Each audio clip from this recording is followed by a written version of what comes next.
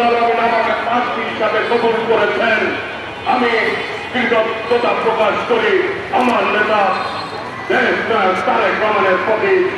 প্রিয় ভাইরা, আমি শ্রদ্ধা করে স্মরণ করছি মহান স্বাধীনতার ঘোষক শহীদ রাষ্ট্রপতি জিয়াউর রহমানকে। আমি শ্রদ্ধা করে স্মরণ করছি আমাদের প্রিয় নেত্রী দেশে বেগম খালেদা জিয়াকে। প্রিয় ভাইরা, যখন জনগণ দিকদার হয় আমার প্রিয় নেত্রী দেশে বেগম খালেদা জিয়া তখন সুস্থ ছিলেন, তিনি অসুস্থ অবস্থায় হাসপাতালে ছিলেন, জীবিত ছিলেন। প্রিয় ভাইরা, আমার যখন মনোনয়ন দেন আমি তখন ওনার বাসায় গিয়েছিলাম, ওনাকে সালাম করে আমি টাঙ্গাইলে এসেছিলাম।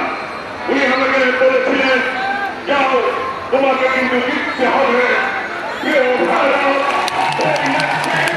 আমাদের মাঝে নেই। প্রিয় ভাইরা, আজকে এই প্রোগ্রামটা না দিলে হয় না। সেই নেত্রী আজকে আমাদের মাঝে নেই, যার নেতৃত্বে যার মাতৃত্বে আমি বড় হয়েছি। ছাত্র দল থেকে যুব দল, যুব দল থেকে বিএনপি,